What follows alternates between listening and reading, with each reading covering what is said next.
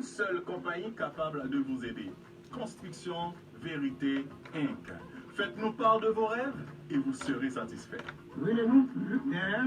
514-795-1019. Construction Vérité Inc. Merci. 514-795-1019.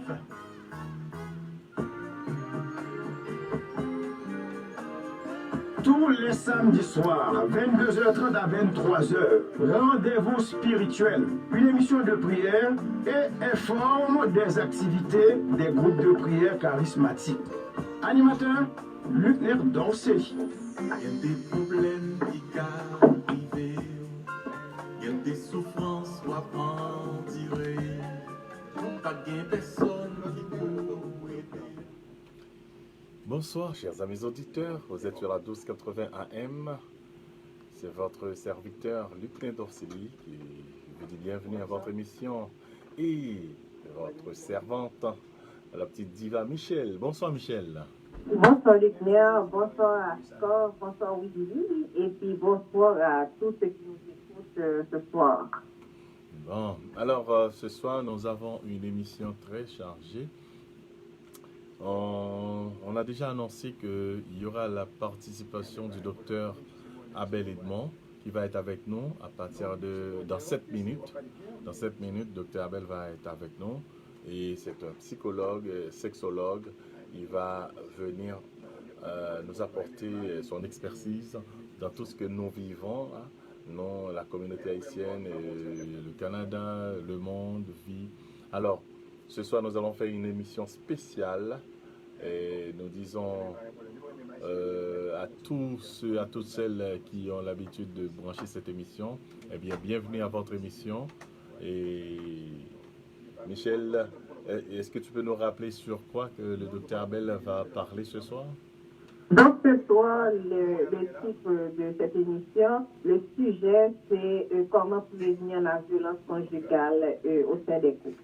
Voilà, comment prévenir la violence conjugale au sein des couples. Alors, essayez d'appeler un ami, une amie, et puis vous aurez à poser des questions aussi dans la deuxième partie de l'émission. Après l'exposé du docteur Abel, vous pouvez appeler dans le 514-790-0253. Alors 514-790-0253. Je reprends 514-790-0253 et peut-être vous pouvez essayer aussi dans le 514-790-0252.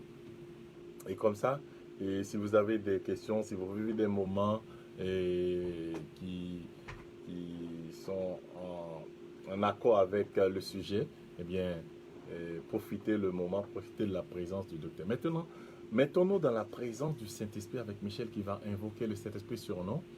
Et vous savez, nous célébrons, nous commémorons la mort de Jésus. Alors, on va parler un peu là-dessus. Et puis, juste avant d'accueillir docteur Abel.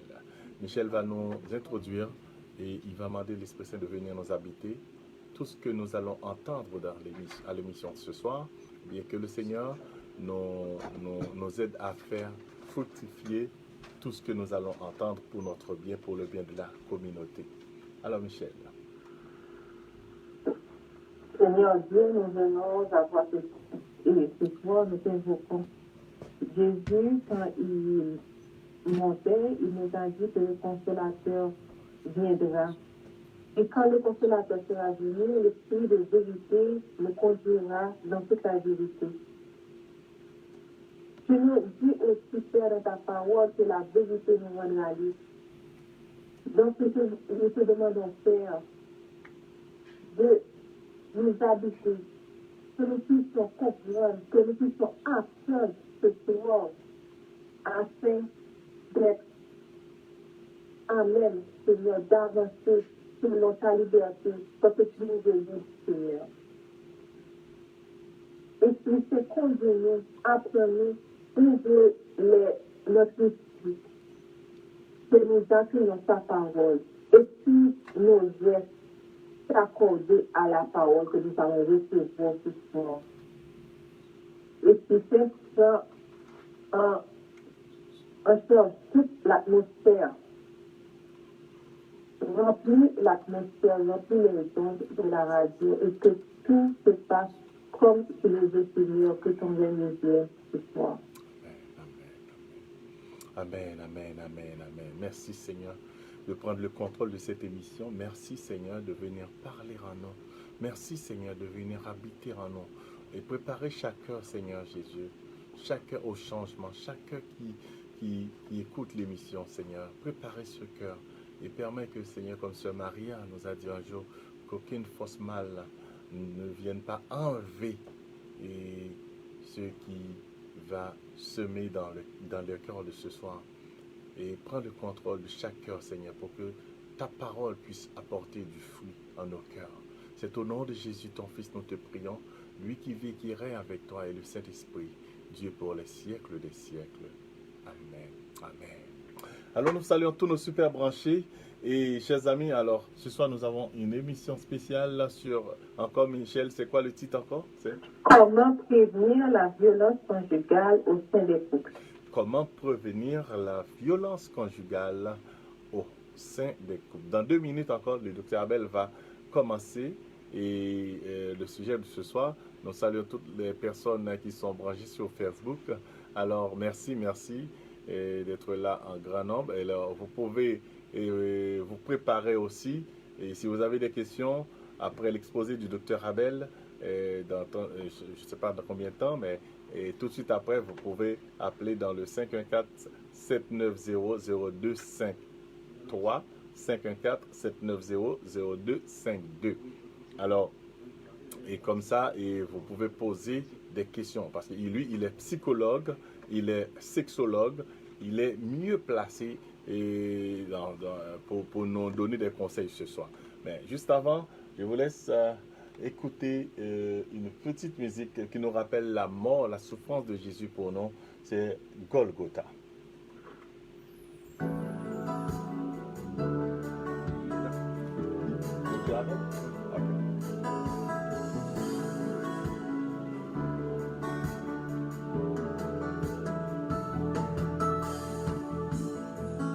Combien t'es capable de payer pour yon l'amour qui pardonne? C'est pour moi t'es maltraité. Oh, à Golgotha sans défouler. oh,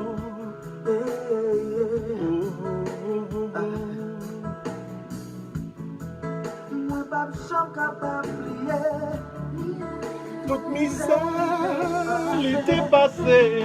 Si je ça me délibéré. Oh, tout dette Moi t'es payé. nous saluons Willy Foge.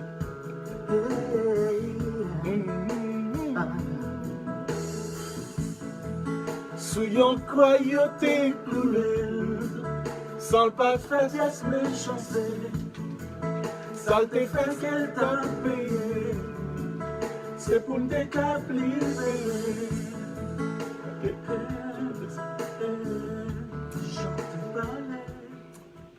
Alors, il est déjà 22h30, chers amis. C'est l'heure de recevoir notre invité. Il est docteur Abel Edmond. Alors, il va parler avec nous ce soir. Il est déjà en ligne, docteur Abel. Je vous dis bonsoir et bienvenue. Bonsoir, M. Dorfeli. Alors, c'est un réel plaisir pour nous d'être avec nous ce soir. Nous avons Michel qui est en ligne. Michel? Bonsoir, docteur Edmond. Ah, Michel. Bien, merci. Et puis, je suis très impatiente d'en apprendre de voir. Eh bien, écoutez, moi, je vous retourne le bonsoir, les compatriotes et les amis de Montréal. C'est un grand plaisir du fait que vous m'ayez invité. Et c'est un honneur de partager avec vous, enfin, c'est quelques conseils. Ça va partir d'un bord et de l'autre, mais en tout cas, on va essayer de faire de notre mieux pour que ce que nous avons à dire puisse arriver à tout un chacun ce soir. Alors, merci. Alors, pour ceux qui ne savent pas, une autre collaboratrice, Fabienne Rampy, qui vous salue, docteur. Et pour ceux et celles qui ne savent pas, qui est docteur Abel Edmond? Alors, il est psychologue et sexologue. Et il a plus de 35 ans à partager son expertise en Europe, au Canada, aux États-Unis, en Haïti. Et Dr Abel Edmond a écrit plusieurs livres. Et peut-être, je ne veux pas donner les secrets, mais il va nous dire plus là-dessus. Et il est l'un des fils de la communauté haïtienne qui a travaillé ici au Québec, parce que dans tous les tribunaux du Québec, parce que quand on fait appel à lui pour son expertise, en psychologie, etc. Alors, il va nous dire plus de lui. Alors, mais ce soir, il va traiter avec nous comment prévenir la violence conjugale au sein des couples. Alors, docteur Abel, je vous laisse la parole. Bon, d'accord. Alors, les questions viendront, mais pour le moment, ce que je voulais partager avec vous, c'est, vous savez que c'est dans l'air maintenant, la problématique de la violence conjugale. Aujourd'hui même, je pense qu'il y a eu une marche à Montréal, et avec le phénomène des féminicides qui sont à répétition. Donc, c'est tout à fait à propos, je pense, de prendre conscience de ce phénomène. Alors, pour qu'il y ait violence conjugale, il faut d'abord qu'il y ait union. Quand on parle de conjugal, il faut qu'il y ait union. Alors, depuis le temps des temps, l'homme et la femme s'attirent mutuellement comme des aimants. Hein. Sans cette attirance mutuelle, vous et moi, on ne serait pas là pour en parler aujourd'hui. Comprenez? Il y en a qui médisent par rapport à la sexualité, sur la sexualité, mais s'il n'y avait pas de sexualité, il n'y aurait pas de procréation. Et s'il n'y avait pas de sexualité, il n'y aurait pas, même non plus au niveau de la nature, au niveau des fleurs, des abeilles, la pollinisation, il n'y aurait pas de matière végétale pour nous nourrir. Donc la sexualité fait partie intégrante de tout être humain. Et non seulement des êtres humains, mais également du monde animal et végétal. Alors, la recherche de la chair moitié est un phénomène universel, que ce soit pour la procréation, que ce soit pour le partage ou l'épanouissement mutuel. On ne choisit pas nos parents, mais on choisit notre chair moitié. En tout cas, depuis un certain temps. Ça n'a pas toujours été le cas, parce que, vous savez, on peut remonter à peu près à 70-80 ans ici au Québec. Avant cela, les mariages, c'était pas nécessairement un choix. Hein. On trouvait que ce garçon était bien, cette fille était bien, le garçon avait un avenir, donc c'était un bon parti. Les parents jouaient de leur manière pour que le mariage se fasse. Et vous savez également qu'à bien d'autres endroits, et chez nous en Haïti, ce n'était pas tout à fait différent. Maintenant, depuis quelques années, ou de nombreuses années même, on a, avec surtout le fait qu'on voyage, le choix, l'éventail s'ouvre, et on peut choisir notre conjoint. Mais une fois unis, il faut entretenir la flamme de l'amour, qui se définit par un triangle équilatéral, comprenant d'un côté la passion, de l'autre côté la complicité et finalement l'engagement. Alors si on veut que cette flamme ne s'éteigne pas par inadvertance ou par la force de la violence, il y a des choses à faire. Et quand je parle de violence, on parle principalement de la violence conjugale. Et ça va être le sujet, disons, de notre propos ce soir. Cette violence peut prendre différentes formes. Ça peut être la forme psychologique, un peu plus insidieuse. Ça peut être la forme morale. Mais très souvent, c'est la forme physique. En tout cas, c'est la forme physique qui laisse des traces et qui peut être objectivée et aussi qui peut être amenée devant les tribunaux pour qu'il y ait jugement, procès et sentence. La violence conjugale est l'aboutissement d'un processus mental bien ancré dans notre cerveau. Alors, avant qu'il y ait passage à l'acte, il y a tout un processus antérieur à cela. Et ce soir, je pense que c'est surtout cet aspect que nous allons essayer d'aborder. Donc, on dit que la violence conjugale est l'aboutissement d'un processus mental bien ancré dans notre cerveau. Dans le cas de nos compatriotes, on peut noter les éléments de base de cette structure mentale. Quand on parle de structure mentale, on parle de cognition, et ça c'est un thème un petit peu clinique. On veut dire par cognition, c'est toutes les capacités de notre cerveau qui nous permettent d'être en interaction avec notre environnement. Alors, pour revenir à nous, les Haïtiens, notre culture est imprégnée des séquelles de l'esclavagisme. D'ailleurs, j'ai entendu, c'est peut-être la semaine dernière, il y a une intervenante qui en parlait justement.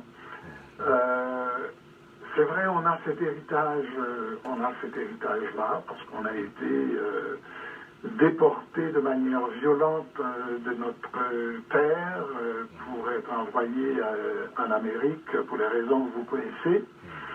Et toute résistance, à la minute que vous résistiez, que vous essayez soit de vous sauver ou non, ou encore ne pas fournir l'effort qu'il fallait fournir pour que l'exploiteur, que l'esclavagiste puisse bénéficier de votre labeur, eh bien, alors c'était le fouet, la punition était le fouet. J'insiste pour dire le mot esclavagiste parce que quand on parle d'esclavage, on dirait que c'est l'esclave qui devrait en avoir honte. Mais on oublie de pointer le doigt sur l'esclavagiste. C'est lui l'exploiteur. Alors, un deuxième élément, il y a le patriarcat, faisant croire aux hommes qu'ils ont des droits hérités de je ne sais qui sur la femme. Troisièmement, c'est le fait que, par exemple, les élèves soient systématiquement battus par leurs professeurs dans beaucoup d'institutions scolaires, même s'il y a une loi qui interdit cette pratique barbare. Ce n'est pas uniquement l'apanage d'Haïti, c'était la même chose en Europe, c'était la même chose ici également. Alors, les petites phrases anodines que l'on répète très souvent sans s'en rendre compte, par exemple, qui aime bien châtie bien, vous l'avez déjà entendu, même si on ne comprend pas trop le sens. C'est ainsi que, au fil du temps, la violence devient banalisée. Par exemple, celui qui va frapper, il va dire « tu n'avais qu'à obéir, si tu ne voulais pas recevoir des coups. Il faut que tu arrêtes de me contredire, parlant du conjoint, si tu ne veux pas que je perde le contrôle, si tu ne veux pas que je devienne violent. » Ou encore des phrases, si un jour j'apprenais que tu me trompais, eh bien je te tuerais. Alors, avec de telles cognitions, de telles prédispositions, la table est déjà mise pour l'exécution des gestes violents. L'on se met à surveiller l'occasion propice pour sévir, et maringouin et besoin vent pour la lagonnage, alors aussitôt qu'il y a une petite brise, ça y est. Je t'avais prévenu, tu continues de me faire fâcher, tu me forces donc à réagir sauvagement. L'adrénaline est pompée intensément dans le sang, le discours devient dru, est saccadé, les influx nerveux alimentent le système neuromusculaire, et vlan, le coup est parti. Une gifle, une bousculade, un coup de poing, un couteau en l'air et une gâchette de pistolet activée.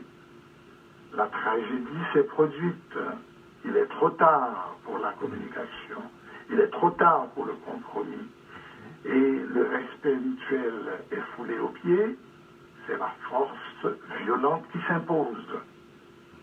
Alors, que faisons-nous dans nos cabinets avec ces personnes qui, la plupart du temps, sont référées par la justice?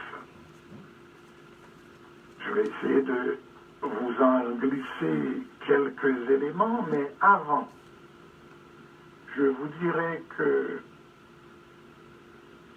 c'est très important dans le cadre de la violence conjugale de mettre le doigt sur les automatismes, les idées préconçues, les idées de patriarcat, de machisme, la possession de l'autre, la jalousie, parce que c'est tous ces éléments qui vont nous permettre de trouver une justification à l'acte violent.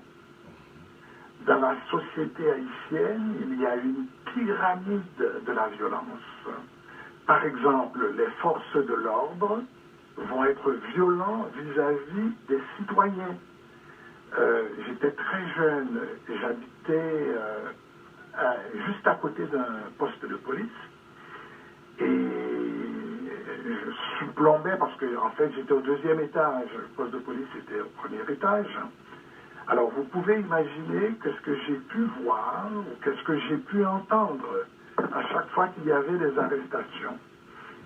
Et il y a quelques mois encore, j'étais en Haïti et j'ai fait le tour de quelques écoles parce que nous avons une fondation qui aide à certaines écoles là-bas. Et on a pu constater que les directeurs et les enseignants utilisaient presque systématiquement la force et les sévices corporels vis-à-vis des enfants. Ensuite, il y a les conjoints qui agissent violemment vis-à-vis de leur conjointe. Il y a la mère qui va agir violemment vis-à-vis de ses enfants. Il y a les plus vieux de la famille qui vont agir violemment vis-à-vis des plus jeunes. Et il y a les enfants qui vont agir violemment vis-à-vis des restes avec. Et les restes avec qui vont agir violemment vis-à-vis des chiens et des chats. Alors nous assistons souvent sans réagir, ça veut dire que nous devenons complices. Et cette complicité peut être consciente ou inconsciente. Il y a une variable indépendante dans l'équation. Le monopole de la violence revient toujours au plus fort. Celui qui est le plus fort physiquement et celui qui est le plus fort socialement. À longueur de journée, nous allons fredonner des chansons avec nostalgie, sans réaliser qu'elles sont imprégnées de propos machistes, misogynes, culpabilisantes pour la victime. Prenez le temps d'écouter nos boléros favoris, vous comprendrez. Il y a cet éternel refrain qui revient, même si je te maltraite, même si je te fais souffrir, il ne faut pas m'abandonner, sinon je risquerais d'en mourir. Il ne faut pas m'en vouloir, il faut me comprendre, il faut me pardonner, il faut me tolérer si tu m'aimes vraiment. Si tu me rends jaloux, tu seras responsable si je bois une bouteille de Barbancourt en une soirée. Ainsi, je n'aurai pas à répondre de mes actes parce que je serai sous l'emprise de l'alcool. Si tu me rends jaloux, j'ai bien dit, exemple, un exemple de cette situation de violence qui vient et qui est acceptée au niveau social, à l'île de la Tortue, je vais très régulièrement, il y a cette petite blague qui circule. On dit qu'il y a un garçon à l'hôpital de Port-de-Paix qui est de petite taille. Alors, on pourrait dire qu'il est verticalement désavantagé pour être politically correct, parce qu'il ne faut pas dire un nain. Hein? Alors, cet homme de petite taille, quand il était fâché par rapport à sa femme, il utilisait une petite chaise il se mettait debout sur cette petite chaise parce que la femme était grande et forte et il prenait son fouet pour battre sa femme à partir de sa petite chaise. Alors, ça fait rire, hein, mais c'est rien de drôle parce que on rit de ces genres de choses, c'est parce qu'on les banalise. Alors, il y a aussi ce proverbe chinois qui dit même si tu bats ta femme tous les jours sans savoir pourquoi, elle va savoir pourquoi. Et on répète aussi, quand tombent les gouttes de pluie alors que le soleil est présent, on dit que c'est le diable qui bat sa femme. Alors, si on veut changer de comportement, la résolution d'un soir ne sera pas suffisante. Il faut attaquer le mal par ses racines. Il faut observer les fondations de l'édifice psychologique, social et culturel. Peu importe les circonstances, peu importe les conjonctures, peu importe les contextes, peu importe si on est confiné ou pas, les cognitions passent par notre cerveau. C'est ce qui est étampé dans notre cerveau qui va relever de nos cognitions.